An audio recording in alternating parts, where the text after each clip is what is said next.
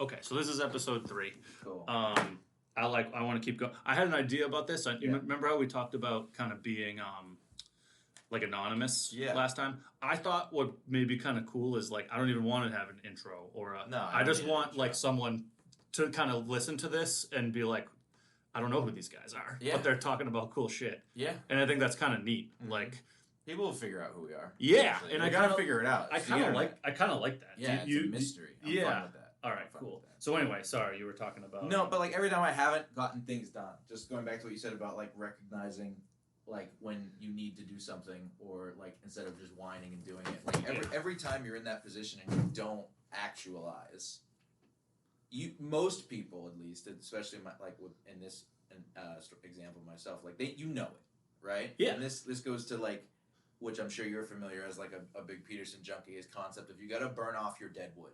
Absolutely. You gotta realize at some point in your life that like a lot of these vestigial like traits that you have and identities and reasonings and excuses and justifications, you need to get rid of them. Well, and it's like funny. a painful process. That's right. It's a very painful process.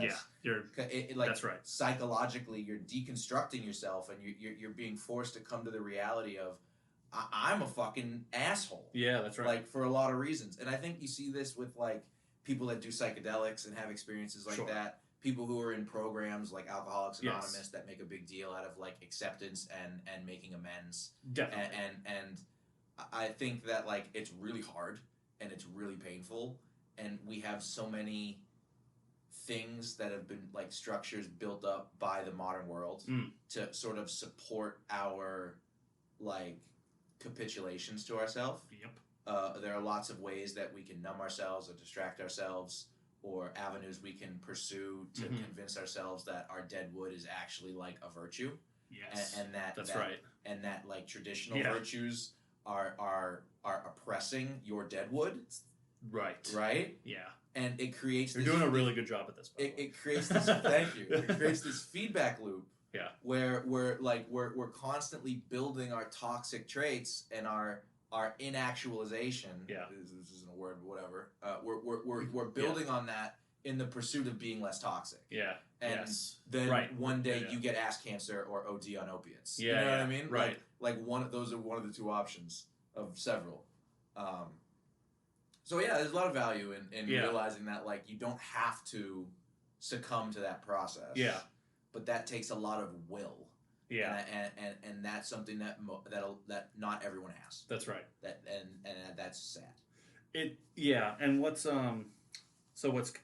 you mentioned like you hit on this really well, which is like the burning piece. Yeah. You're not discarding the dead wood. You're not moving it somewhere else. No. Like you are burning it. You're not comfortably taking it off and putting it in the closet. Yeah, that's right. Yeah, no, it's really specific to, and the analogy works quite well. Yeah. In that fire and burning is a in and of itself, a painful experience, but it is also a transformative experience, sort of by definition. You can fuel is consumed, and then things evaporate.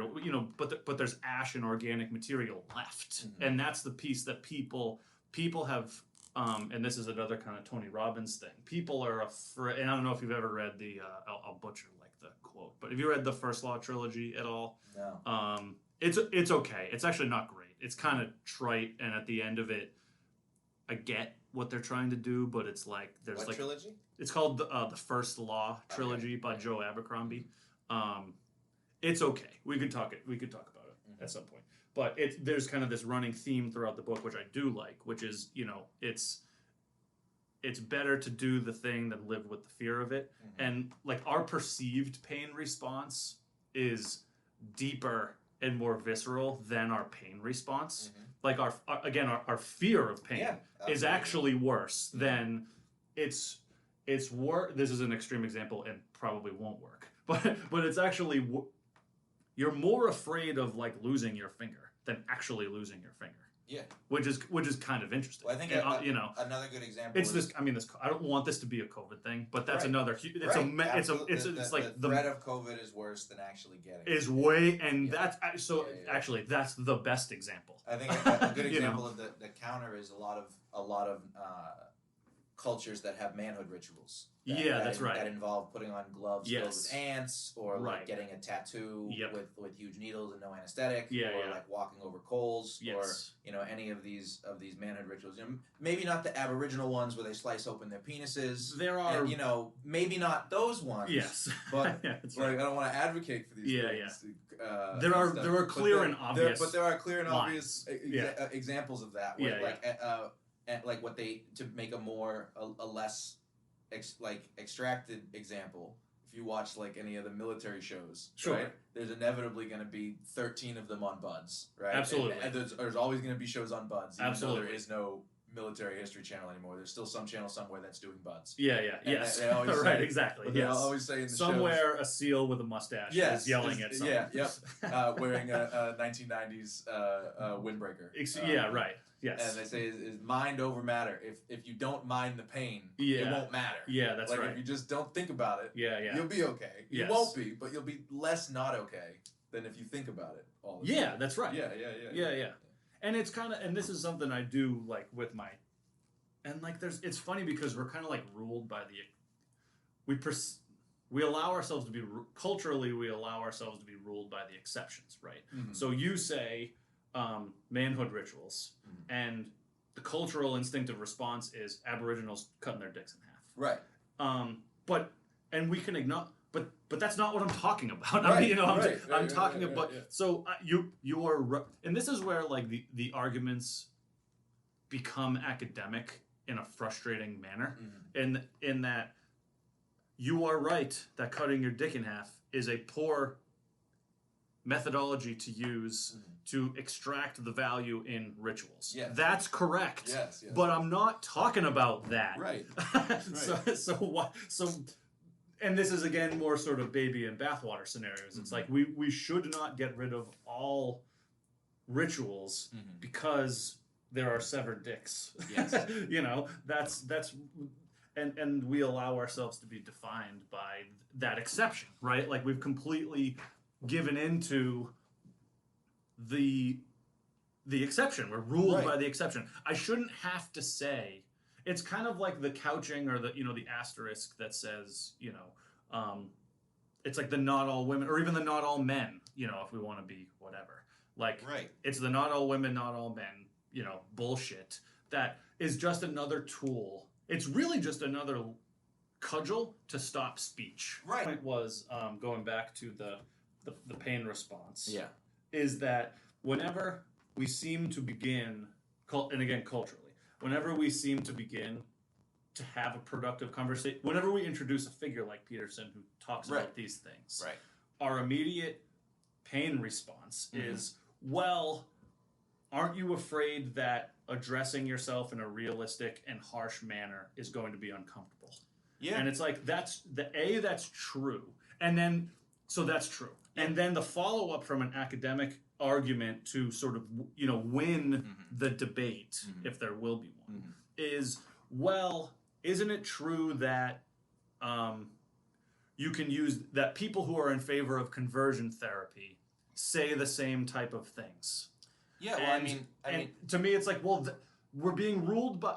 Why is conversion therapy the academic stamp of approval for saying that what I'm suggesting in terms of ritualistic self-reflection is evil? Because it's an easy way in their minds to win the argument without actually addressing. And that's what I mean. Yeah. Right? So you can make those kind of comparisons. If you're talking about people on the left, I assume, who are the ones who are most critical of Peterson. I guess I don't even know, but I think I don't think there are any right-wing figures who are critical of Jordan Peterson or other right-wing e-celebs. Yeah, that's right.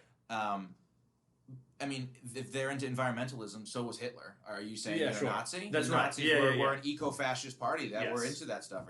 Hitler was into environmentalism. Absolutely. Are you a Nazi? That's right. It's just like a really reductive way to try to argue. But I think to even go beyond that is I don't think it's a natural response in people when you say, hey, you should self-reflect and try to improve yourself, and that's going to be hard. Right. And like you should try to challenge yourself to be better. I feel like that is something that naturally resonates with people. Okay. Right. And not with everyone. Everyone's different, but I don't think it's an inherently like.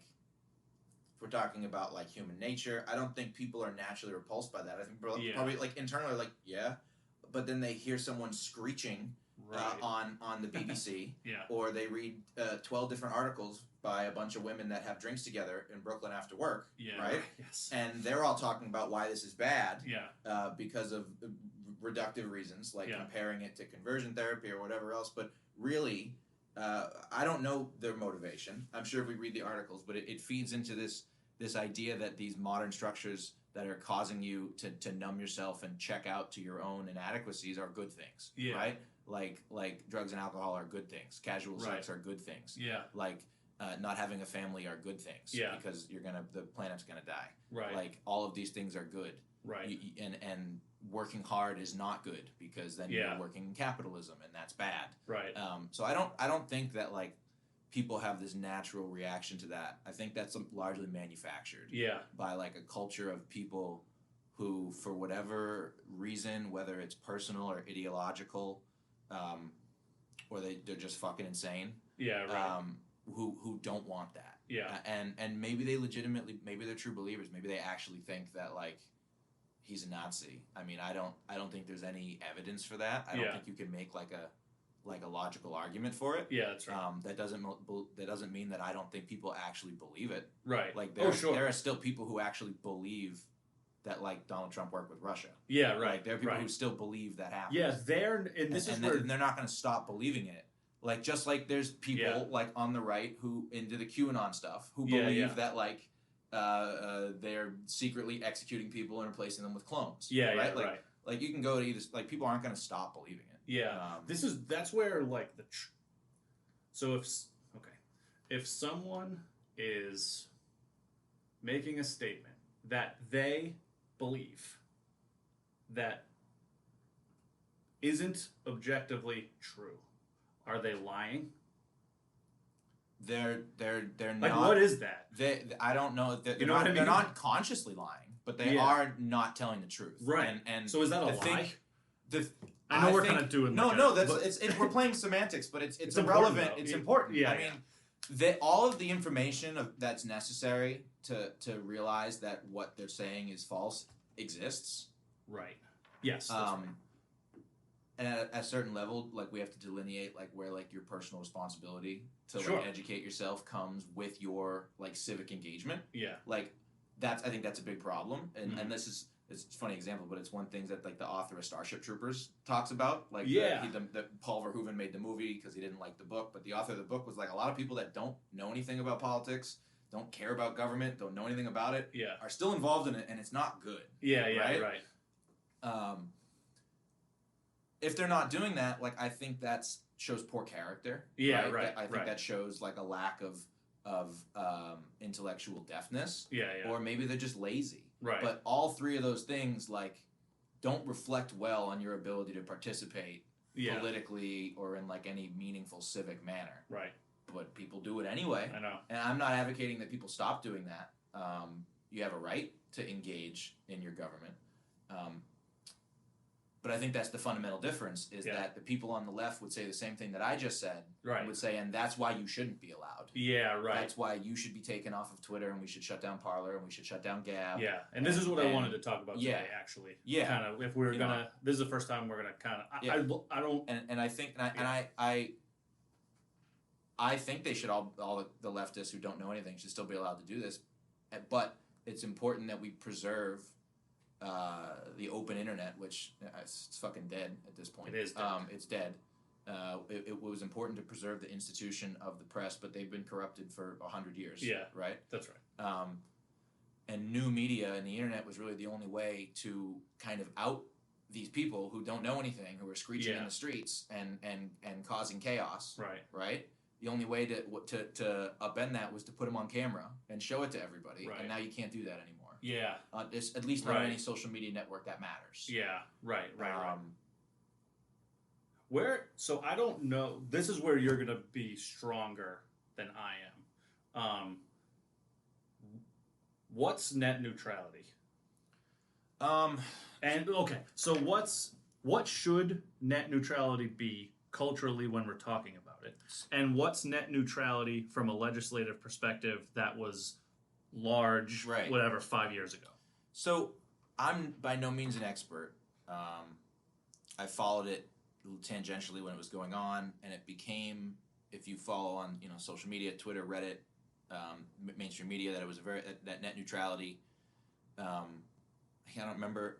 Essentially, Ajit Pai and the FCC were very bad. Yes, right. Because they were going to introduce some sort of laws or standards that would allow the ISPs to change prices. I'm not sure. Yeah. I'm really not sure. I thought it was around. Wasn't it around throttling? Yeah. Websites. Yes. Yeah. They would and essentially. ISPs can throttle websites unless you pay more. So I think for full speed. Yes. So I think essentially is it would give the ISPs the right to say to different platforms, hey, you're using way more broadband. Yes. Right. Than other companies, so we need to charge you more money. Right. And I think what happened were these companies, Netflix and the other, Netflix was the big one because they take up like a ridiculous amount of the broadband streaming. I'm not a techie.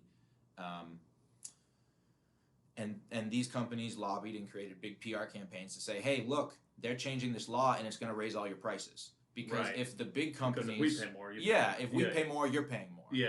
And I think that was kind of what it was. Yeah. I'm not sure, though. I couldn't put my... Well, it's interesting because I'm not an expert on the matter. Well, and there's a reason I start. Maybe it's not related. Yeah. But I think it is. But anyway, I think it was one of those things where the whole situation sucks. Yeah. And it was made out to be, and this is my amateur understanding of it, and it was made out to be that Ajit Pai and the FCC are evil.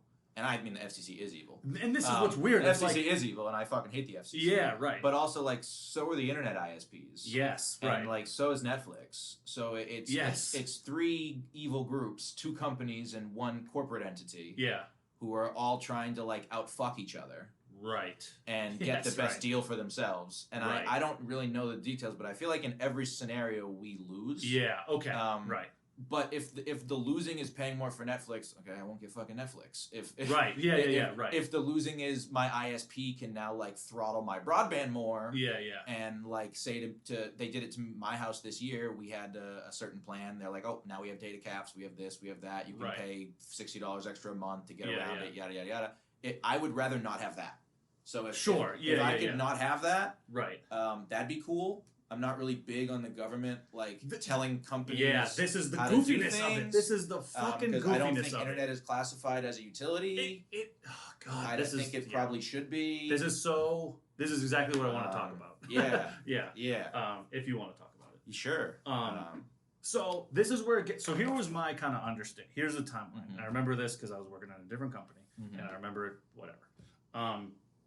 So my recollection, and I'll, again, probably get the dates wrong. Mm-hmm. But I also, from a podcast, I think it's kind of cool. Being wrong is not what I want to say, but I also like, oh, just don't go look it up on Google. Like, just yeah. But anyway, I'm gonna say like 2015. Yeah. So net neutrality comes. I see it on Reddit. Right. And that's where I saw it initially. And it seemed before I caught on to the Reddit hive mind. Yeah. And realized. I always knew it was a lefty site. Yeah. But like once you find out the levels of astroturfing and it's deeply. It's. I mean, is it worse than Twitter? I think it is. I think it is too. I think it's worse than Twitter. I think it is too. But anyway. Yeah. So like Reddit comes out and says, and I even kind of forget, like, we're for net neutrality, right? Yeah. Yeah. I think so. Yeah. They're against the FCC and Ajit Pai. Yes. Whatever Ajit Pai is, Reddit is the opposite. Exactly. Yeah. So for simplicity's sake, and I don't give a fuck. They're for net neutrality. And I don't care if we got it backwards. Fucking figure it out yourself. Figure it out, you fucking nerds. Dummy. So Reddit's for net neutrality, and I read up and I say, and it says, we are against the ability for ISPs to throttle websites. That's the I think that's the pitch. Right? Yeah. That's the pitch. That's the pitch. And I read that, and and Reddit gets all gay for Yeah, fucking yeah. they It's take like a stand jerking and each other whatever off and oh my giving gosh fake awards and the awards thing. Is there anything making bad memes? Is there anything more pathetic than a Reddit award?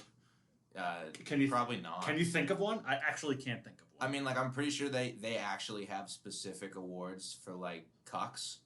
Right. Yeah. So, Yeah. I would say cucks, but I think they already have that. Yeah, that's why. Right. They already have it. It's funny that you use that example because that's what I was thinking. Yeah. I was like, maybe if I created the infrastructure for another man to fuck my wife, but outside of that, or a Reddit award. Yeah, one of the two. It's a toss up. Exactly. It's a coin flip. Exactly. Yeah. So all this stuff like goes on, and I'm like, my brain always works to try to like steelman the other argument. So I read more and it says, well, the argument from the ISPs, I guess, is, well, Netflix or whomever is using X amount more broadband. Yeah. Now I don't really have the ability to like determine if that's true or not, but that sounds reasonable. Yeah. I'm gonna just assume for the sake of argument that that's true. It is. Yeah. Right. Yeah. So so I read that and I say, what, like, that sucks, but I get it. And just like you just described, like, would I be happy if Netflix was slower? Like, no. But do I understand that more resources require more resources and dollars? Yeah. Yes. And further, do I want the government preventing a business practice from being executed? It's a price control. Like definitely not. Yes. It's a price control. And then further, I see people who I think for the most part I like and respect. Again, are they perfect? Like definitely not. But I'm like Ted Cruz is like is whatever it is against net neutrality. Yeah. And Rand Paul is like against net neutrality. So I have this instinct which is real, but I know is not the best tool to determine your opinion. But I'm like, Reddit is against it. Reddit's instincts are almost universally something I don't agree with. Right. Cruz and Rand Paul, for argument's sake, are for it or whatever. Yeah. Or allowed with the results of not having it. So therefore, I still don't really know. This is why I'm talking about this now, 5 years later. Right. But I guess I'm okay with like the principled necessary evil. Right. But so that all and again that kind of like goes away. And I actually, to be honest with you, I don't know. So net neutrality didn't get passed. It didn't. No. Right. And my Netflix isn't any slower. No. Now I don't know if the effects of it are like 10 years in the future, but whatever. Yeah, it's good. I'm glad you know more about this because I honestly. I knew. Does that sound right though? Like, that does sound right. I knew even less about it than I thought I did because I didn't know what the fuck was going on with net neutrality. But I mean, it makes sense. It doesn't make sense for the government to come in and put a price cap. That's right. On two other businesses' interactions. Absolutely, it just doesn't make any sense. I mean, we have pass-throughs on costs we actually can't. Yes, I cannot take a loss on this, right? Or we will go out of business, right? I mean, I mean, that's really real. It doesn't make sense. It opens a whole nother discussion about internet as a utility, and at that point, there's a level of government regulation. I don't really trust the government to do the internet. I don't either. I definitely. I mean, I really. I think that's like a big problem. Big First Amendment issue, giving the government any kind of control of either of the press, digital or print. Right. I mean, print media already and legacy media as a whole already operates sort of as like an extension of the government. I mean, like full stop. Yeah, full stop. Yeah, it doesn't. Now they're overwhelmingly left wing, and I think they have been for a really long time. But like they were on board with the Iraq War. Sure, that's a great. They were on board we were on board with Vietnam until 4 or 5 years into it, and there were all the protests in the streets, and then Walter Cronkite's like, all right, I'll switch sides. Right. That's fine. Right. I mean, he was always doing his own thing. Yeah. But so the prospect of like giving them more control over the internet is like not really something that I'm into. No. And I think that like then the question becomes, well, how do we rein in the ISPs? Right. Perhaps not giving them free government assistance. I mean, that's probably that's an obvious first step. Perhaps stop giving them money and stop giving them legal monopolies. Yes. Maybe do some antitrust stuff if you're really that worried about it. If you're really that worried about being in the tri-state area and you can only get charter cable. Yes. Maybe the government should do something about that instead of saying, you know what, why don't you just allow us to oversee it and control it. Well, it's the instinct of the government as negative rights, right? It's like, this is what we can't do. This is what, and we don't have much of that. It's not entirely surprising that people on Reddit and other internet hubs went the way they did against pro net neutrality, against Ajit Pai and the FCC. Because one, it's really easy for them to make low effort memes about Ted Cruz and Rand Paul. That's right. That nothing defeats their argument like a meme with his booger on his face. Right. So intellectually sound. Right. But also they love government control. They love the government coming in. Absolutely. And especially to the evil, greedy capitalists. They love the government coming in and saying, no, you can't do that. Right. And they're not really concerned about the other ramifications. No. And, the ripple effect of that. That's right. It just makes them feel good. Yeah, I mean that's kind of so this is the classic phenomenon. Right? Yeah, and the government knows that, and they play off of that. Yeah, and they use that as a. That's right. Yeah. Politicians are actors that weren't good looking enough. Yeah, that's right. Yeah. Oh, absolutely. They were too ugly. They were too ugly and too well connected. So they became politicians instead. Well, all right. So and there's a reason I started with net neutrality, because this is where I'm still teasing out what I think. Mm-hmm. So so now this leads to the 230 argument as Twitter as a utility. Yeah. I guess maybe this is a question. Is Twitter the public square? We'll start there, but there's others. Yes. A good phrase that I saw someone tweet about is that saying that you still have free speech if you get kicked off of Twitter is if you want, saying you still have free speech but you can't do it in the public square. You have to go outside of town and dig a hole and yell into it. Right.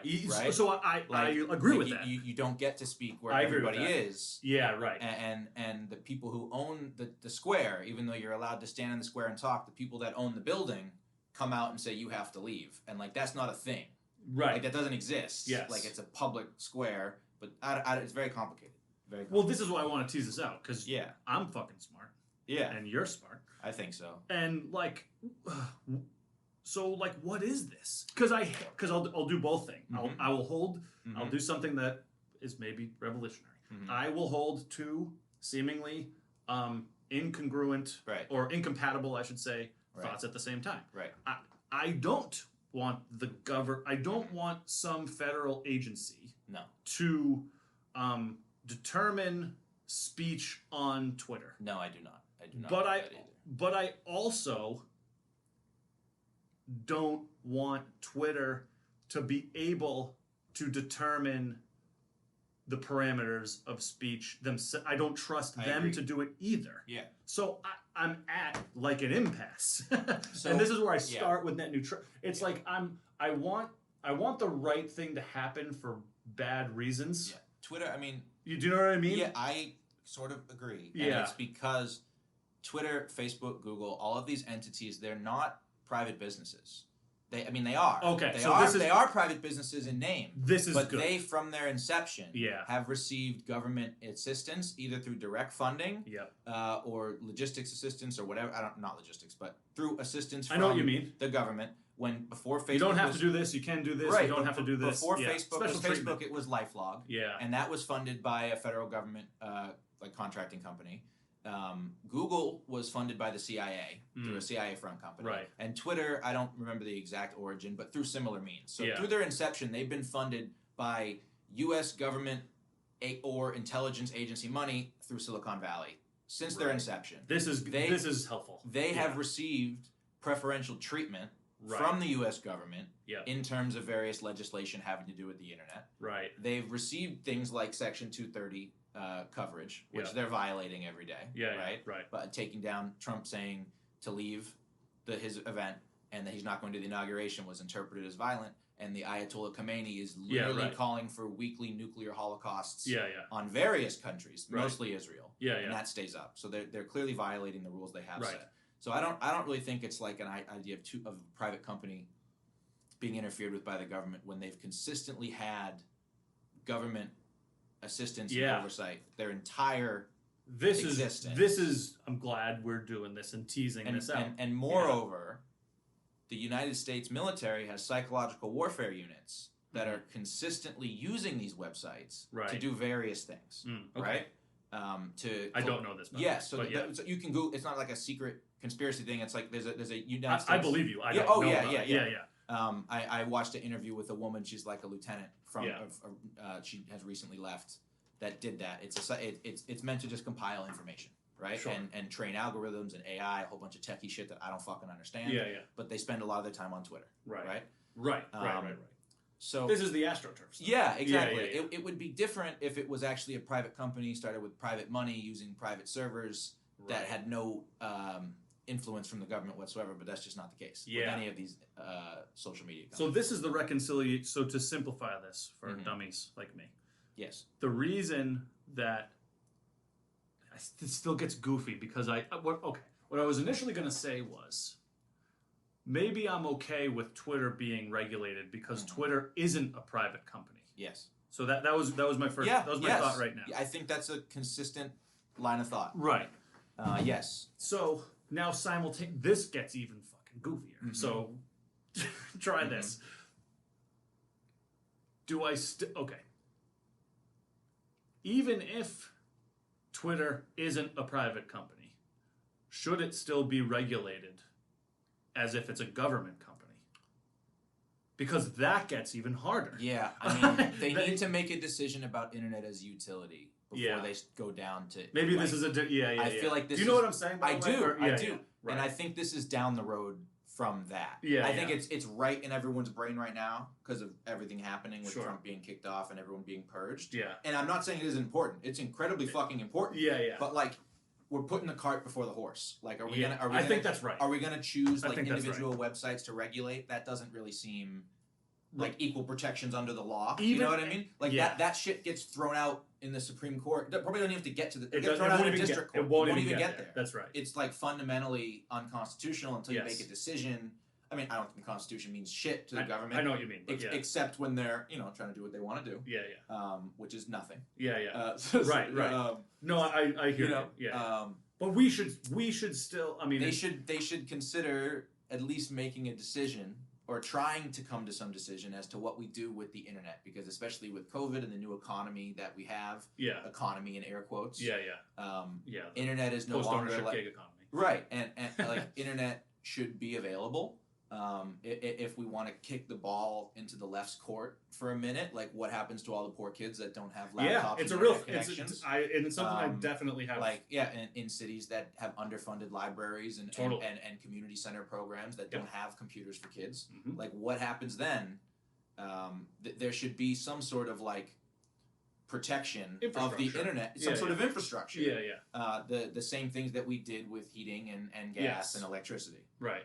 It's becoming something that you can live without, but if you don't have it, life is going to be incredibly difficult for you, and you're not going to be able to prosper like regular people. You can live without heat, gas, or running water. It's incredibly fucking difficult, and it's all you're going to do for the rest of your life is just survive. Right. So if we do actually want like a society where everyone is being uplifted, I think we do need to like make the bad decision for the right reason. This is what I mean. That's right. And like maybe make a move on internet regulation. In terms of Twitter, I mean, 230 needs to, in a perfect world, would be reformed. Right.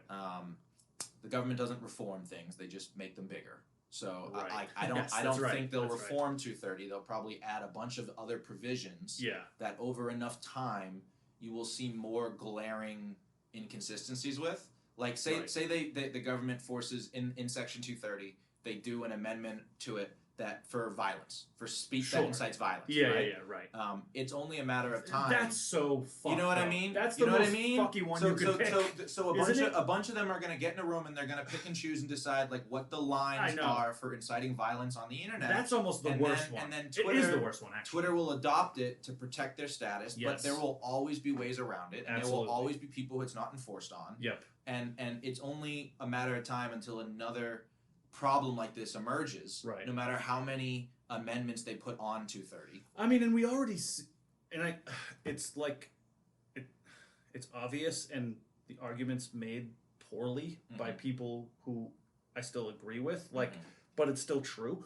Like, we've already seen it with, like, BLM for 10 months versus 1 day of 5,000. It's like the idea that we are going to even use the word incite violence to describe these things across scenarios is fucking laughable. Nancy Pelosi, like, that's wild. The Maxine Waters go find Maxine them, get Waters, in their face. Ayanna like Pressley, yeah, right. AOC, Ilhan Omar, Nancy Pelosi, the bald guy from Newark. Cory Booker. Cory Booker. Yeah. Cory Bush, the lady from the other state. Yes, from Michigan. That's 8, and there's a few more have been inciting violence for a year. Not my definition. Absolutely, under their definition this is of what inciting That's violence, right? And I'm even like annoyed because Rand Paul was assaulted outside of the RNC. Steve Scalise was fucking shot, nearly murdered. Yeah, You know, I mean, to be fair, in that example, I don't think any of them went on TV and were like, "Go to the baseball game." Fair enough. But people did go on Twitter and say, "Hey, they're at the RNC right now." Yes. Like, we need to stand up against that. Blah blah blah blah blah blah blah. It's the same. It's the same thing. It really, I mean, it's... And there's an argument that abolishing 230 is bad because what that'll do is it will force platforms to say, okay, you're no longer platforms, you're publishers, so you can be held liable for the things that happen to you.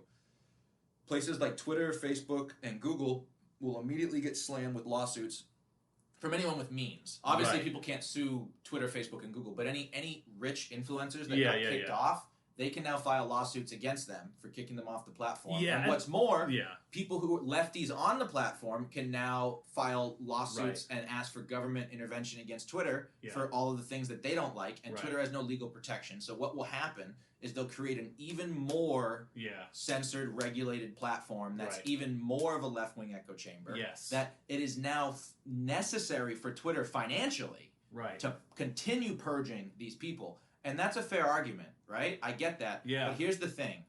We're having this really difficult conversation about, like, what is the remedy? Like, does the government step in? Do they trust bust?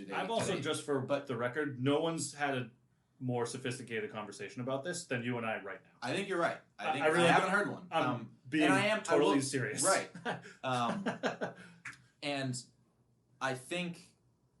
like I was saying, that's fair that you don't want to create these further like stratified echo chambers like rife with censorship, but that's going to more expose like the agenda these companies claim they don't have. Right. They claim they don't have these agendas, but through increased measures to protect themselves from liability.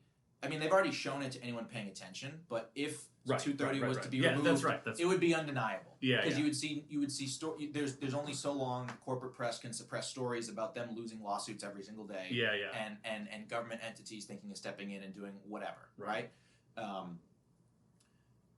I think it's good that if that was to happen.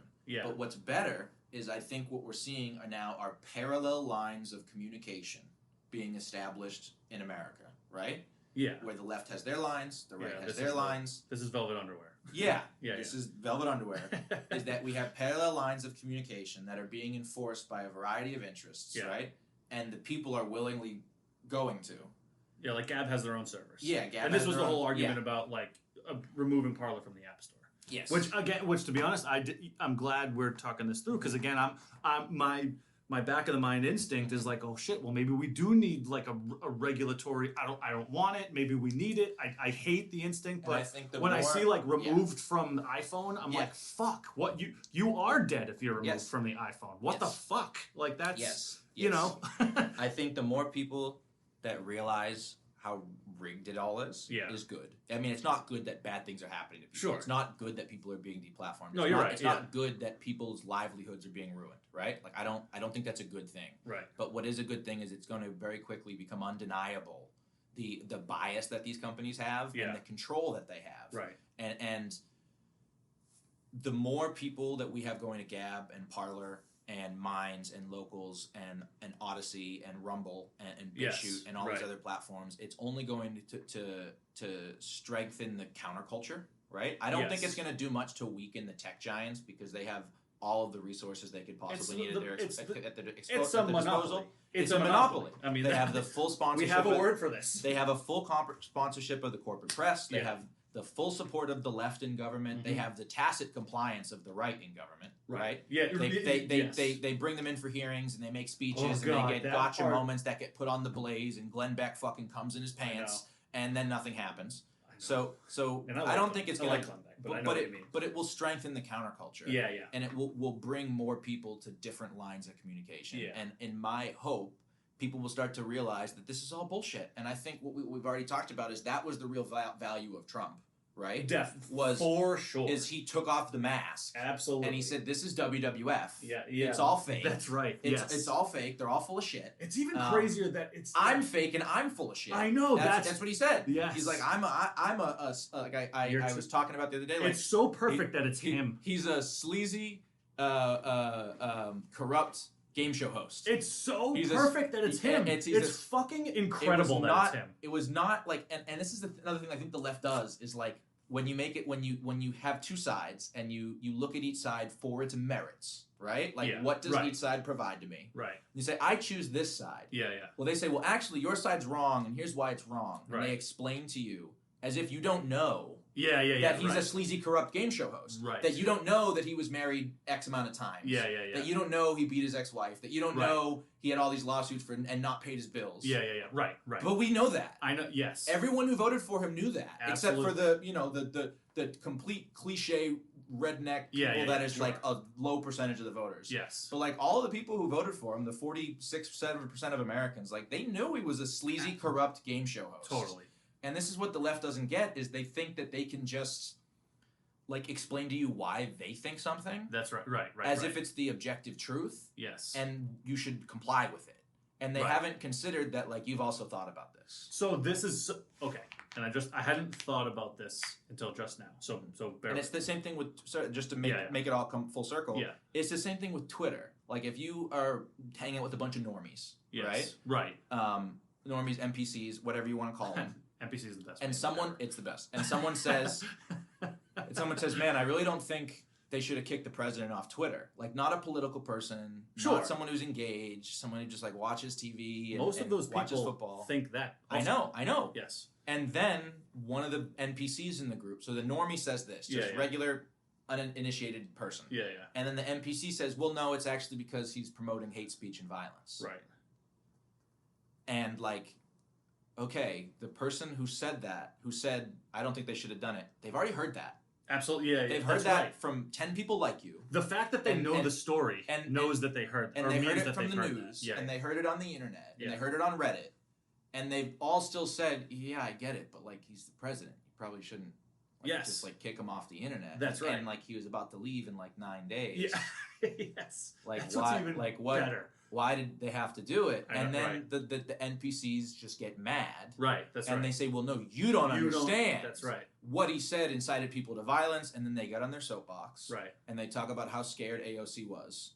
And domestic white terrorism, and they just have like an emotional episode. Yeah, that's right. Like they work themselves into a furor. Yes. And they have like a little mini episode where they explain to you why you're wrong. Right. And if you don't comply, if you're not contrite and go along, at least at the very least, just comply. Just get quiet and nod. Yeah. Right. Yes. They're gonna go scorched earth and start calling you a white supremacist. And a racist and a Nazi. Right. And every name in the book. Right.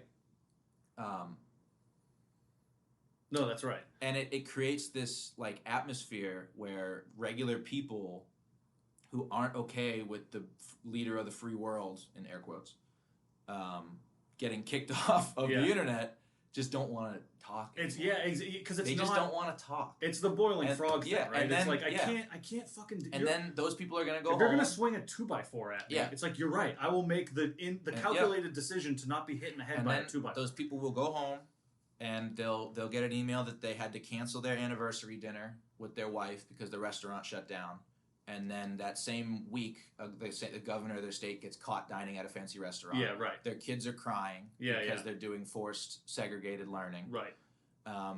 There's no pension anymore. They have a shitty 401k. Right. Their company's been that was laying doing people great off. under Trump. That was doing great, which now sucks. That might have done better and then went down. Yeah.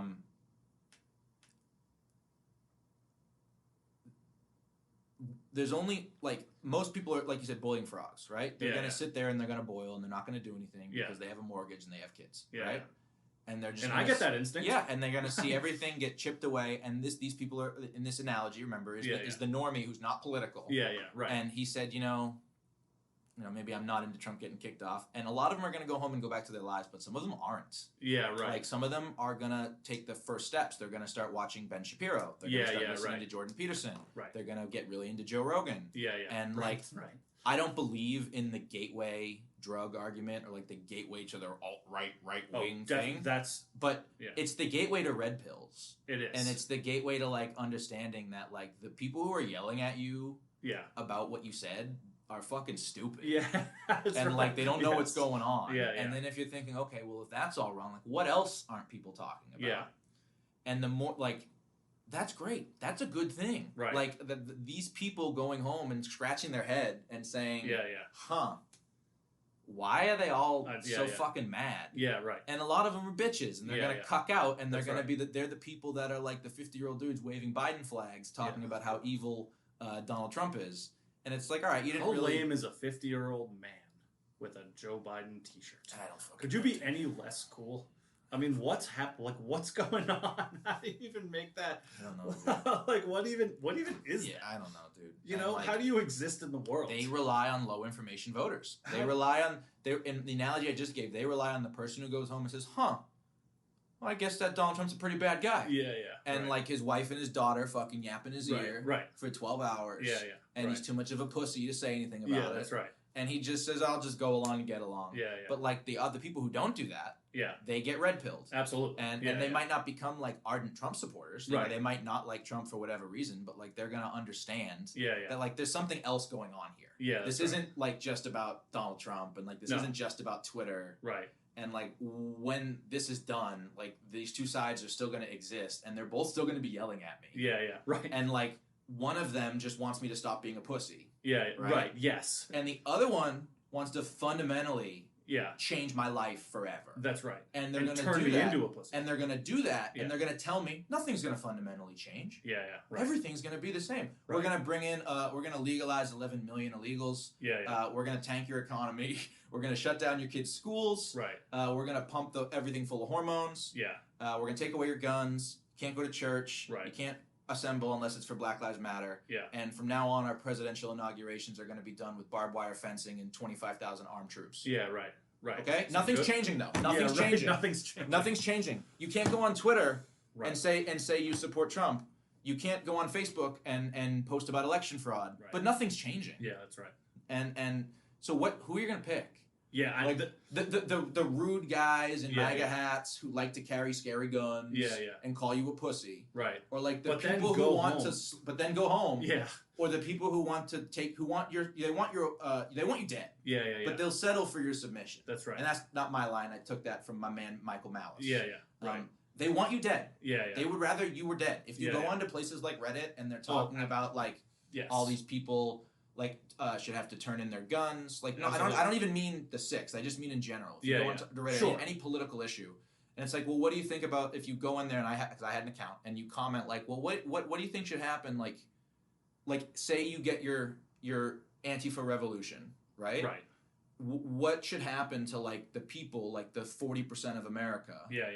That like doesn't want to pay more taxes, right? And they don't want to adhere to your diversity standards, and they don't want to give up their guns, right? And they still want to go to church, and they still want to have Catholic schools.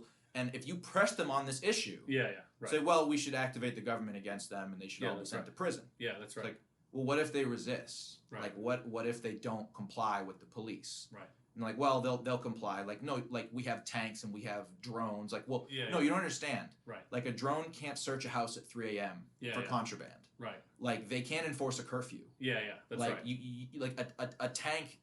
can't check IDs This at your local office. This is right? why I hate. So like they'll say, okay, well if they're going to resist, they should be if they're not going to go to prison, they should be killed, and they will advocate for like the wholesale imprisonment, if not extermination, of their political enemies. Right. Like that's what gun control is about. Well, and the gun control piece is I can't and it's even a cliched response to a cliched argument. Mm-hmm. But when people say, well, I have my AR-15, what are you going to do against my nuke? And it's like, well, what has Afghanistan done for 500 years? What did Vietnam do? What did Vietnam with a bunch of bicycles and Chinese AKs? Because you're exactly right. And those types of arguments are made by people who are not tactically proficient and who can't understand that. Moreover, those countries did that with third world infrastructure. This is what I mean. No understanding of the appropriate technologies necessary. No common military tactics. They had very little veteran presence in the country, right? People who are familiar with this kind of stuff. Like people who make that argument don't understand it. They make the argument of, well, what are you going to do against drones? The government, you can't fight a tank, yada yada yada.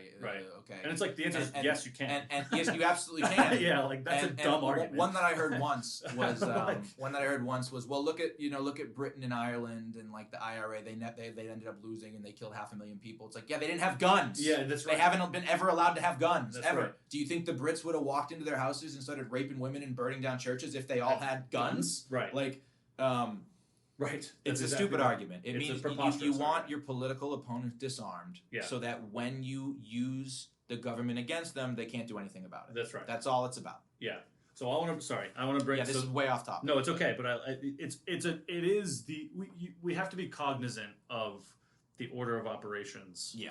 And the results of when these things happen. So, here's a question I have, and there is no. I am a free speech absolutist. Period. Yeah. And there's also no one who finds. I mean, I like humor and speech.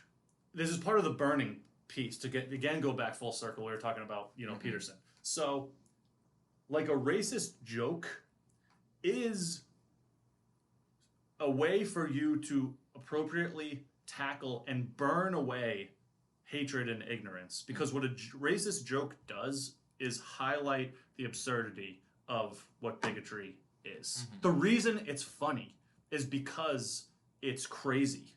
That's the reason. So, having said that, so we mentioned things like we have to, and when I think we post this, we do go, we go to places like, well, so the example I use, like, so Vote, right? Like, Vote is, like, unusable right now. Yeah. Because the website? Yeah. Vote sucks. Like, it sucks. Like, it does suck. And, like, we do need an alternative to Reddit. And, again, this is, like, the self-fulfilling feedback loop of, like, you kick everybody off, and then you turn a place toxic, and then it's the only place where people can be, I even get, like, weird about making the argument like, oh yeah, like it is actually, like those people are actually like racists. Like I still think that because Vote is all like unreadable, awful, like bigoted racist bullshit. And there are my first reaction to reading Vote is laughing because of how fucking crazy I mean, it is. I think. And I wonder how much of that, like, is real, because it is real in some ways, but it also isn't in a lot of ways. So I do you know what I'm saying? No, I do. So the things with Vote and 4chan and Parler and Gab, I don't really know much about Gab, but certainly Vote, 4chan, and Parler is that Vote since Pizzagate, which, by the way, aged much better than Russiagate. Way better. This is where I don't know any. I don't want to go on a tangent, but I don't know anything about QAnon. But my first instinct is that it's probably not that far it's off. not. We'll go into it. But anyway, but back to so Vote after Pizzagate, they got fucking the ban hammer thrown at them, right? Which is why they purged and went private. 4chan has been a problem for the elites since its inception, right? Because it's a bunch of autists on the internet who can literally find where you are if you post a flagpole with the time of day. Like they can analyze the position of the sun, and like the shadows on the ground, and like the gas station in the background to find your IP address. It's fucking insane. It's the epitome of an open and free internet, and it was, and that terrified the elite. So there's a lot of people or users, you never know who anybody is, who claim, and they have a bunch of tech junky evidence that I don't understand, a bunch of graphs and charts and shit that I have no idea what the fuck it means. Yeah. To show that different times 4chan has gone down and come back, and they've done the same things with Vote. And the prevailing theory is that they're now honeypots. What does that mean? A honeypot is when Jeffrey Epstein was a honeypot for intelligence agencies. It doesn't have to be. So they go there to. So they go in there. They set up shop. They act like they're a member of the community. Yeah. In order to collect information. Right? Yeah, okay. So the feds, the intelligence agencies, whoever. Right. Doesn't even necessarily need to be government. It can be things like Share Blue. Yeah. The Democrat nonprofit run by David Brock, the big Hillary Clinton funding guy, right? Yes. It could be Media Matters. It could be any of these non-governmental firms that have been set up by like major influential billionaires, right? And they set up these honeypots, and they do it to monitor things, right? But they also do it to AstroTurf. Absolutely. Do it, and the funny thing that 4chan always says is people say, "Oh, it's full of Nazis." It's like, dude, half these Nazi posts are like trannies on Discord, or feds, right? And they're trying to either A, get you to commit a terrorist attack, right? Or B, troll you and make you look stupid. Right. Or try to justify their crusade against you. Right. Which is like, we want to ban you because you're a bunch of Nazis, so we're going to all make burner accounts and post a bunch of Nazi shit consistently. Right. And then there's a bunch of legitimate Nazis. It's entrapment. So I don't, it is. But I don't want to make the argument on here that 4chan doesn't have real Nazis. It does. Yeah, right. What I've seen in I almost want to make that argument. Because it's so wild to me what that I've seen in the few years I've been on the website is there are real Nazis, but the majority of them are mocked and ridiculed. And there was a period where the Stormfront was like a big Nazi website, and they were all over 4chan, and the people on 4chan started calling them storm fags. And would like ruthlessly bully them and kick them off of the site. And call them like corporate cock jockeys and stuff. So it was self-policing. Yeah, it was a self-policing network, and it's the same thing on Vote. I think when Pizzagate started, people got into communities like Reddit, Vote, 4chan, and started doing the same thing in regards to Pizzagate. Not so much to deflect about ritual child sacrifice, but more like these politicians diddle kids. Right? Like that's a believable thing. There are examples going back. It is all of modern American politics, right? And then there's real Nazis. So you have a mixed bag of like real Nazis. You have an open forum. Yeah, you have an open forum. Yeah, and like not a lot, but a decent majority of like the really objectionable content that you see there, or at least a fair amount of it, isn't legitimate. It's not organic. It's created for like a specific purpose. Right. To create sentiment or narrative. To create narrative. Right. And it just goes back to the parallel lines of communication. The left also thinks it's good. Not so much the foot soldiers, the people who are posting the memes and assaulting women at the RNC. But like the people who write the stories and like run these organizations. It's important to create those parallel lines of communication. Yes. To dominate the discourse, right? For normies. Right. And then in these parallel right-wing groups, they can now AstroTurf them. And they can go into them and they can find the few small examples of extremists. The corporate press will amplify them. Yes. Right? And then while they're doing that, it would be up to anyone to just LARP as an extremist. And go on there. They could be a right-wing person, a centrist, a left-winger. They could be anywhere on the spectrum. And they could say, I hate Nazis. I hate 4chan. I hate Parler. I hate Gab. They create a burner account and they go start posting Nazi shit. Right. And then they can tell their friend, hey, this is my XYZ, forward this to our friend who works at XYZ. So it's like, I don't think, and I know this sounds like a conspiracy, but I feel like a lot of people just like accept that people are playing by the rules. That like all the time. That people are just like compliant and do what they're told. I know that's kind of a theme of what we talk about with COVID and the government, but I don't even mean in like a government way. I mean people like now. You have two doors and it says entrance only, exit only. What's really going to happen if you walk through the exit door? That's right. Yeah. What's really going to happen? Oh, I do it all the time. There's a conversation I have with my wife. I did it at Dunkin' Donuts on the way here. And you have like, people who are and there are people are just going to do it. And these same people think that like, oh, if you're on a website and you're posting a bunch of Nazi stuff, you're just a Nazi. Or if you're like, they never think, oh, maybe someone's just pretending to do that. That's right. Yeah, that's right. And I'm not making the argument that that's all of it. But like if we don't know what the percentages are, it's a significant enough percentage to. If someone is telling you there's a bunch of Nazis in that room and the room has 50 people, Right. and you go into that room and there are 15, 20 legitimate Nazis. Right. You'd be like, that's fucking concerning. Yeah, that's right. Yes. Then if you Yes. found out that of those 15, 20 legitimate Nazis, 3 or 4 of them were actually like on the other side, Right. pretending to be Nazis, Yes. and then feeding information to the person condemning the Nazis, Right. you might have like some reservations Absolutely. Yes. about listening to that person. That's right. Especially when that person is Yes. saying, That's right. you need to give me control Right. and me and my friends control of all the different rooms. Right. Yes. It's not to say that there aren't Nazis in there and they shouldn't be addressed, but like the people who are yelling in your face all the time about the Nazis Right. are like invested in those Nazis. That's right. And then you hear people talking about like the left needs the right and the right needs the left. Right. And I think that's an example of like that ecosystem. Yeah. So this is where, and this kind of goes back to, I'm not going to put it elegantly, but like, this is why I want to talk about shit that's also other than like this shit. Yeah. Because again, you know, vote becomes vote and simultaneously, so it does a couple things wrong, obviously, right? Which makes it difficult to participate there. One is it has some percentage of real Nazis. Yes. Probably much smaller than we believe. But Yes. let's call it 1%. Even if it is 1%, I'm willing to tolerate that, but it's still suboptimal. The next is there's an astroturfing level. Let's say it's, I need to use larger percentages, but let's say it's 10% real Nazis, 20, let's even say 20% astroturfing, okay? That means 30% of it is just fucking bogus shit that I don't want to participate in. Yeah.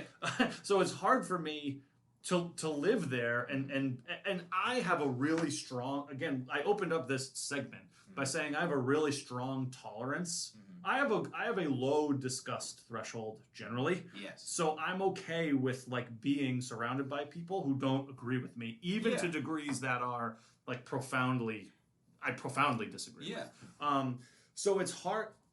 So the question is, I guess ultimately it's like that 30% does suck, and it does make me want to. I'm like the normie. I want to just like go, you know, as much as I can, just like go away. But on the other side of me, it's like we do have to live here, and that's fucking hard. It's like the question is like, not how do we from a central command, centrally planned like fix vote, but like how do we fix vote? You know, like we gotta live in these, like you said, empowering the counterculture. Like this is as fucking counterculture as you can get, man. Yes. Like, but that's where it is. Yes. So that's where we gotta go. Yeah. And I don't love that because again, even though it's very low, I do have a disgust instinct, and I'm like, fuck, man, vote like blows. Yeah. I don't want to be there, but I also have to be there. Right. So like shit. Yeah. I mean, you know? alt tech is the only like. It's not. It's the best chance right now. Yeah. Is that these platforms? I guess that's what I'm saying. Are allowed to grow because Yeah. right now we're seeing that they're not being allowed. Create your own platform, but you create, but not like that. Like, this is what I mean. Yeah. You can just go create your own. All right, we're gonna create our own. Well, it'd be a shame if something happened to your servers, then, wouldn't it? This is what I mean. Yeah. Right. Like what the like fuck you're not is allowed to create your own. Right. And I think the amount of institutional power we're seeing levied because of such a vocal minority. Yeah. Is troubling, to say the least. To put it very mildly, I'd say so. There's no real like impetus for these companies to be doing it. Impetus. But Impetus. Yeah, sure. There's no one outside their buildings. Yeah, like, there's no rioters banging down their doors, and maybe that's what they don't want. Right. But they're just doing it for PR. Yeah. Right. Like I highly doubt that these people are like true believers or like big identitarians. Maybe they are, and I'm wrong about that. But like, why? Why are they capitulating? Why are they doing it? Is my question. So I'm trying to like figure out why. Yeah. So okay. Let me tease this out. So although the left is certainly more comfortable with violence on a interpersonal day-to-day level than the right is. I really believe, even though we're the ones with all the guns. Yeah. I don't think that's. I think that's pretty obvious. Undeniable. Yeah. So, despite that, they also have a massive cultural advantage. Here's the difference, and here's why. They don't, because no one has a cultural, because cancel culture doesn't exist for the left. No. That's why. We talk about this, right? Like, I have a job and I have things to lose that that I can be non-violently killed or depersoned. Yeah, destroyed, yeah. Yep. Yes. Because that part of the culture has foot soldiers to do it. Mm-hmm. We can't get a woke CEO fired Right. on the right. Right. And there probably is and I'm big on this, there probably is a 1% appropriate practical utility in cancel culture moving left to right. Right? From a statistical perspective, there probably is literally one misogynist in place who should be removed for their misogyny. That's probably true. Sure. But on the flip side, there are far more, and so that culture, that cancel culture moving left to right, academically serves maybe one purpose one time. Well, I think let me just finish this real quick. We don't have any now. What that's done is it's exploded and created more points of failure for normal people. And that's why the people, the leftist institutions don't have accountability, is because there's no right to left cancel culture. Yes. At all. Yes. And there really never was, even though we've been gaslit to believe there. Okay, you may be right, but the argument today will be that I think is a form of gaslighting is, well, so and so could have lost his job because they're gay. Yeah, that was the example. Yeah.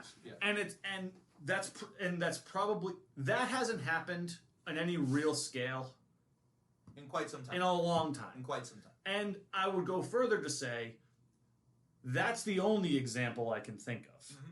Whereas moving left to right, it's not just if you voted for a Republican, but it's if you are white. Yeah. It's if you are a man. It's if you are... You're not anti-racist. You're not anti-racists. The depth of left to right cancel culture used as a protection mechanism for the leftist institutions is not duplicated at all from right to left to protect right institutions. Because there are right institutions. No one will ever... The right can't cancel... Like the NRA, let's say. Yeah. No one can... it may not be the best example. Yeah. But just conceptually. No one can... Maybe... we'll use that for now. We'll go with that. No one can right to left cancel culture someone who says, fuck the NRA. Yeah. But you can left to right cancel culture for someone who says, fuck Planned Parenthood. Yes. And that's why Planned Parenthood is protected and insulated as an institution, whereas the NRA has not, and coincidentally, the NRA just filed for bankruptcy. Yes, I mean, this is... This is why so we do not have a cultural set of foot soldiers. Yes. Now, so that I don't want to build one up for cancel culture. No. I want to pull theirs down. But maybe if I had to pick one, if I had to create an operations, I would probably, and this is what Trump did pretty well actually, is insulate the right hard capital R, the right institutions from some cancel culture because conservatives felt empowered. Goya, said like fuck you to your cancel culture. That doesn't happen without Trump. No. There's some others that I'm like the My Pillow guy. Yeah. Like says fuck you to your cancel culture. Do you know what I'm saying? Yeah. So so you posited the question, I'm not sure why leftist institutions are insulated from, violence. And the reason is because we're not there yet, because we can't get to violence because we can't even get to telling you to shut up. Right. No, I think I'm more I think more meant that a lot of these companies are bowing to Twitter pressure. This is what I mean. That they're getting lit up on social media, and then they're deciding to do these things. And my point is there's no right Twitter pressure. Yeah. None. Right. No, there isn't. Yeah, that's fair. And that. I don't know that that's like a bad thing because I don't want to be them. But and this was the Trump thing too. It's like you do have to punch back at some point. Right. Like you do, and I think and you get this. It's like you do. There's you have to punch back at some point. Yeah, I think I don't want you punching all the time. Right. But I do want you to punch back. Right. So I guess. And if I have to pick between the two evils, I would, and they're both evil. Yeah. And this is where decisions have to be made, which sucks, but they have to be made nonetheless. I'd rather, there was a right woke cancel culture than armed revolution. I mean, I think do you know what I'm saying? I do, and I think you're seeing that with the establishment and growth of these parallel lines of communication. Yeah. And what it will be interesting to see if they can pull it off, and I sincerely hope they do.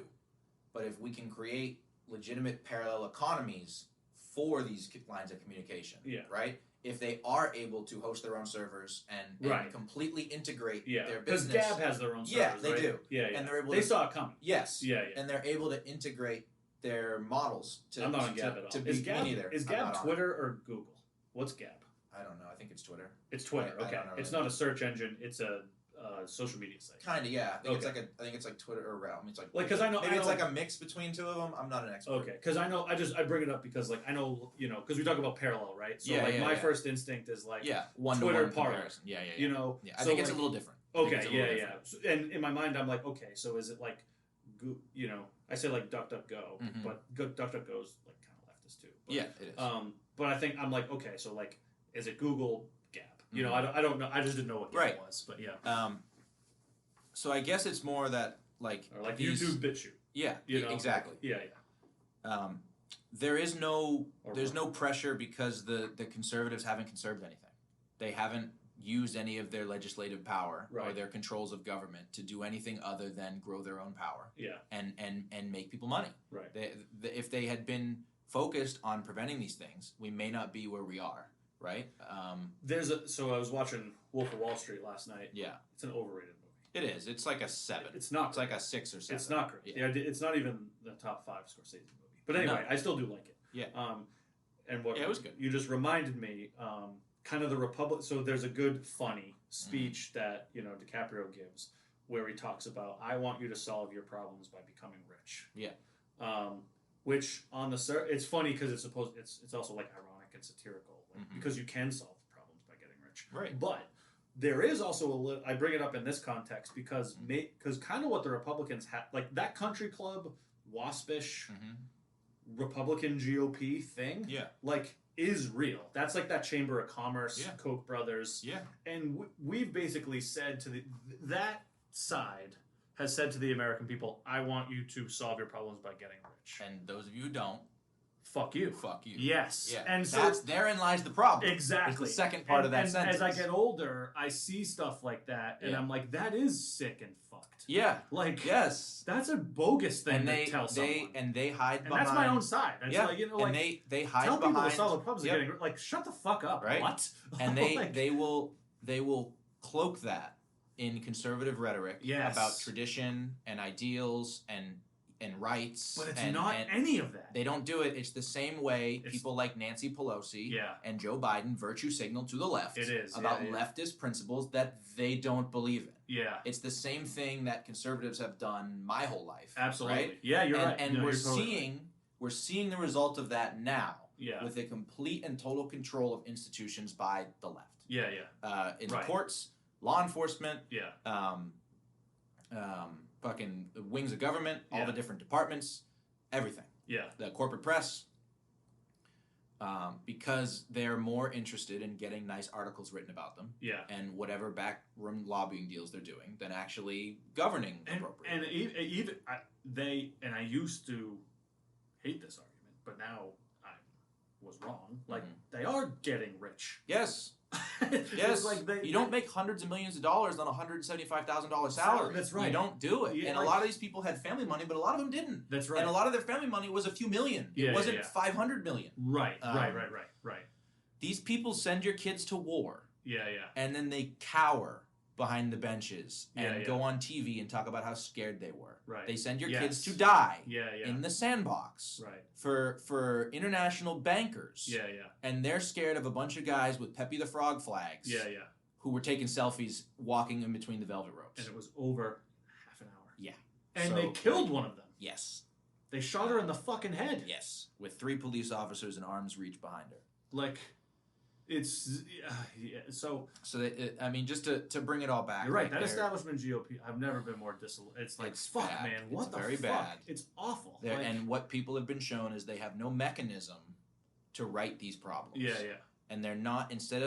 They're being offered truth and reconciliation committees. Right. Like we're in fucking South Africa. Yeah, man. Well, right. These lists about and making lists of people and trying to purge Congress. It's going to come. Donated to if you donated to people, you're unpersoned. The Biden transition team. A story came out earlier today that they wanted to look up the voting records of all of the National Guard soldiers that are in the Capitol to see who might have voted for Donald Trump. That's wild. And the military said no. Yeah, right. Thankfully. But the compromise they came up with was removing all the ammo from the people's guns. So you had an article in like The Hill or something with a bunch of the troops sitting in front of the fence with unloaded guns. Is that true? I'm dead serious, bro. I read it on the way over here. So like they're like, if they're looking for an excuse, just right? Like and they're looking for an excuse to consolidate power. They're already doing it on Twitter, Google, Facebook. They've already done it online. They did it in the corporate press over 50 years ago. Right? And they've done it in the institutions over a slow period of time. And it's not like, I don't want to make it out to be like this is some sort of like insidious. 10 minutes. Yeah, no problem. It's like some insidious Soviet conspiracy. No, it's just a bunch of leftists that want to make money. Yeah. And like they legitimately believe, they either legitimately believe in the bullshit they're spouting, or they know it's bullshit. They don't care because they're getting rich. I mean, and this is where, I know we keep going back to this, and like I'm not, whatever. It's like, okay, so the most important cultural meme of the 21st century and of my lifetime is fake news. Yeah. The second most important is the swamp. Yeah. That what we're describing and talking about right now is the swamp.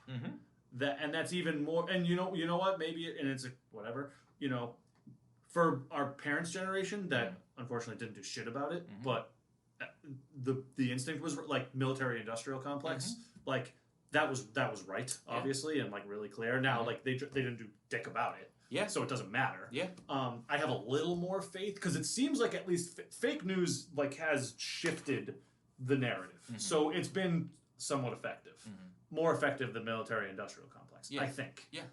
Because after military-industrial complex, you still got fucking Nam. You still got Gulf 1 and 2. Definitely didn't work. Still, the instinct was right. Fake news, I do, to give kind of the devil his due, like we're having this conversation. So fake news has taken some hold, and New York Times is less powerful than they were 10 years ago, and CBS News is a joke, and so those things are real. The next that we're talking about this hasn't been as successful. That swamp argument, is the next one. Yeah, and I mean that's. Swamp creature, swamp. That's so spot on. I wish Trump had actually done more about it. Definitely, me too. He talked a lot about it. He got a lot of people thinking about it. Yeah. But whatever spell he cast on his voters, they didn't hold him accountable for it. Yeah. He appointed John Bolton for crying out loud.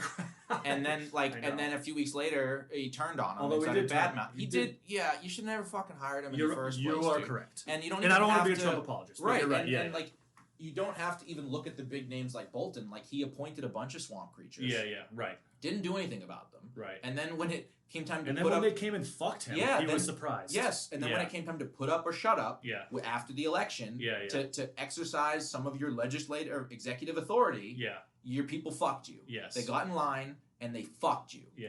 No lube. Right. Right up the ass. Yeah. Fucked you. Yep. And you acted surprised. Right. And like that's why I never really got on the Trump train because I liked what he was doing. That's kind of Peter Schiff is like that. Yeah, and I liked what he was doing, and I'm certainly not with the lefts. Yes. And if I had to make a decision between the left and the right, I picked the right. It's the Flight 93 option. But exactly. You either do it or you don't. Yeah, right. But I never thought Trump was the guy to actually do these things. I liked a lot of the stuff that he was saying, but I never thought he was going to be the guy to drain the swamp. I never thought he was going to be the guy to break up these companies. Yeah, Like yeah. all of the stuff he said he was going to do was great, and I was glad someone was saying it and Yes. wasn't just feeding us global homo propaganda, Yes. right? Yes. But I didn't think he was going to deliver. Yeah, yeah. And that creates this inevitable problem that we're experiencing right now, Yeah. where you have millions of people who thought he was the guy, Yeah, right. and they've been hung out to dry. Yes, that's right. Like, thank you all for coming. I know. Goodbye. Yeah, right. Like, Yes. now please line up to go to jail. And there was, yeah, that's right. And it's Hey, remember that time you said you were going to lock up Hillary, but you just locked all of us up instead? Yeah. Wasn't that awesome? Yeah, right. Exactly. Like, MAGA, Yeah. 2024. It's all, trust the plan. I know. Trust the plan. It's all part of the plan. Boy, you're so, and it's so tough because it's like you kind of have to do this is where what would have been so great, and in hindsight's 2020, and it's really, and I get how massively, I still do think like his resolve, I have a lot of good things to say about it. Yeah. Having said his all resolve is fucking crazy. having him over Hillary Clinton was the better move. Not just for the country, but for the world. If Hillary gets in there, we have a no-fly zone in Syria. Yeah, right. There'll be troops on the ground within 2 years. Yeah. You put a no-fly zone in an active combat area. Right. You're getting troops in there in a couple years max. Yeah, right? yeah. We would have had more foreign conflicts. We would have more free trade agreements. We would have had less valuable money. More funny money. Right. The woke stuff would have got turned up a million notches. Right. The brainwashing would have continued. We would have had censorship either way. Right. But, you know. Yeah. Well, it's tough because he didn't, and this is part of, it's like it's a double-edged sword. It's, we need less legacy central planning from leadership. Having said that, in order for conservative populism and its instincts to continue to have any type of foothold in our institutions, you do need legacy plans. And Trump has no right now in a lot of ways Trump has not led the groundwork to continue the institutional reform from within. He does what's more important, which was out in the culture. So I get it, and it's if I had to pick one, I'd pick what he did. Yeah. But having said that, it would we needed to have we got to unfortunately play by their rules a little bit to a degree. I think people need to realize that playing by their rules doesn't get you anywhere. I think that's what the GOP has done for 30 years. It gets you nowhere. You're right. The ones that don't want to play by the rules get chased out, like Ron Paul. Right. And I think Trump had the legacy support because he was a media darling for 20 or 30 years. He was on all the talk shows. He was on the WWF. He went to Bill and Hillary's daughter's wedding. NBC. He did The Apprentice. NBC. He was a media darling, and that was why he won the primaries. That's why he won the primaries. Because he had that legacy support. And they all figured, we'll put him up. Right. We'll hamstring the GOP. We'll put him up against Hillary. He'll lose to her because there's no way he can beat her. Yeah. And then he won. Yeah, and they said, oh, fuck. Right. Oh, fuck. We did this. Yeah. We need to undo it. So they've been undoing it for 5 years. Yeah, for 4 years. Right. So I think he did have that play, but I think now that is gone. Yeah. Right? And I think they realized their mistake. Right. They realized they let the bull into the china shop. And they're going to try to lock the doors forever. Yeah. And never let it No, I think that's right. I know we're wrapping up, but you said you want to end with the 60 seconds of sexy? Sure. So the QAnon stuff, right? Yes, please. Yes. So give me a minute. Give you a minute, hard minute. Yeah. So the fundamentals started in the I think 2015, 2016. Sure. Global international sex trafficking. Okay. Involving obviously prostitution, but also ritual abuse, MK Ultra, dissociative personality, Manchurian Candidate type shit. Okay. Abductions, fake suicides, assassinations, and ritual murder and cannibalism. That's the general overview. Sure. And these things these are centrally planned things happening to the population. Yes. Okay. And this got really activated during Pizzagate. Right. When they said that the guy who runs Comet Ping Pong in DC, James Alefantis, was the former partner of David Brock, who runs I think it's either Media Matters or Share Blue. I can't remember which one, or Act Blue, but it's one of the biggest Democrat think tanks. And he was connected to several very sketchy Instagram pages, posting very sketchy material. They would have weird bands playing weird songs and doing weird things. And I mean like little kids, like their Instagram photos. Here's an example of a little girl taped to a table, covered in fake blood, and then with comments saying like "yummy" and things like that. And this is like a real Instagram This is page a real thing. This is a real thing. It's a real thing. Oh, it's a real thing. It may or may not be whatever. And so but again, that started Pizzagate. Okay. And then also the Hillary Clinton emails that got leaked by WikiLeaks have emails where John Podesta, Tony Podesta, the Podesta brothers, who were major organizers and financiers of her campaign, right. Barack Obama and Huma Abedin Yes. and several other people connected to the Clinton campaign had emails where they're talking about pizza and hot dogs, and it's very clear they're not talking about pizza and hot dogs. Sure. Any regular person who reads the emails is like, this isn't how you organize a pizza party. Yeah. This isn't how you buy hot dogs. Right. They were talking about, we want to get $25,000 worth of hot dogs. Can we use this, keep this private? Can we use the same channels as the other event we did? Yeah. Why do you need proper channels to order hot dogs? Yes, right. Anyways, it's all very esoteric. But the fundamentals is that a large amount of people, mostly Democrats, but people on the right as well, and private individuals like Jeffrey Epstein, Prince Andrew, Leslie Wexner, Peter Nygaard, Jean-Luc Brunel, and these other elites who are involved in film, modeling, Hollywood, politicians, were part of a cabal of individuals that was using sexual blackmail to control governments. Yeah. And that in certain cases, that sexual blackmail was more than just blackmail, but it was like occult rituals. Right. In which they believed that if they sacrificed the True kids... Detective. If they sacrifice the kids and drink their blood or eat their adrenochrome, which is produced by the adrenal glands while they're being tortured, they get like rejuvenated. It's like It. Yeah, it's like It. It's like It. Or Doctor Sleep. Exactly. It's the same thing. And that's the idea. And where Q comes in is that Q is thought to be one or many members of the government and or military that is working with Trump to destroy the cabal. Okay.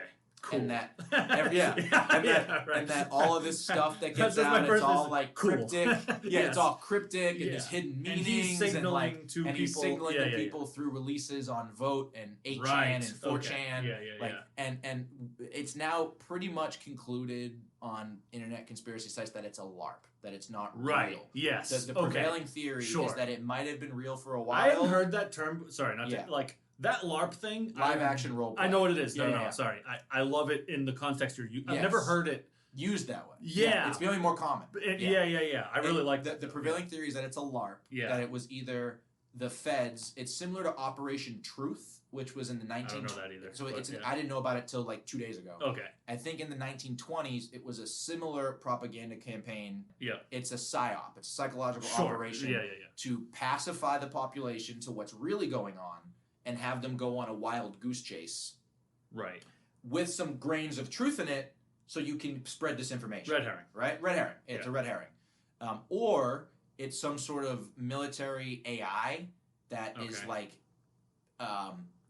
capturing and data and producing methods for civilian psychological manipulation, right? Sure. So there's a lot of weird theories, but the prevailing theory is it's not real because there's been several incidences since. So there's some self-reflection. Yeah, since 2015, since 2017 is when there were some hard predictions made that didn't come true. Yeah, right. Like John Podesta is going to get arrested. The fucking Pope is going to step down on this date. Yeah. And it never came true. And over time, Q's predictions became less precise. Right. Yeah.